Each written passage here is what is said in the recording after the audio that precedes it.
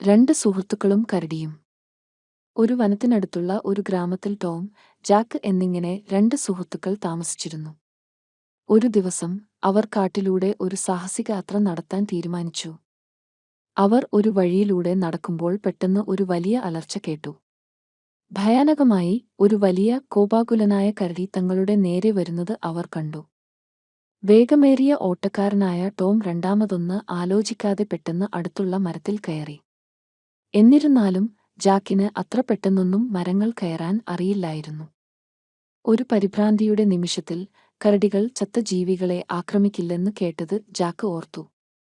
അങ്ങനെ അവൻ നിലത്തു കിടന്നു ശ്വാസം അടക്കി മരിച്ചതായി നടിച്ചു. കരടി ജാക്കിനെ സമീപിച്ചു, കൗതുകത്തോടെ അവനെ മണത്തുനോക്കി, അവന്റെ മൂക്ക് കൊണ്ട് അവനെ തലോടി.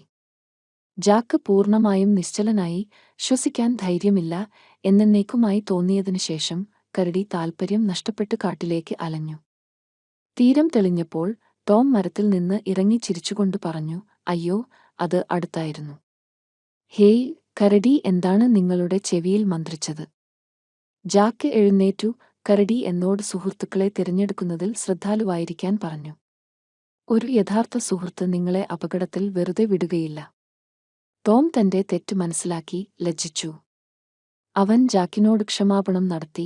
അന്ന് അവർ ഇരുവരും സൗഹൃദത്തെക്കുറിച്ചുള്ള ഒരു പ്രധാന പാഠം പഠിച്ചു. കഥയുടെ ധാർമ്മികത: ഒരു യഥാർത്ഥ സുഹൃത്ത് ആവശ്യമുള്ള സമയങ്ങളിൽ നിങ്ങളോടൊപ്പം നിൽക്കുന്നു, എല്ലാം ശരിയാകുമ്പോൾ മാത്രമല്ല.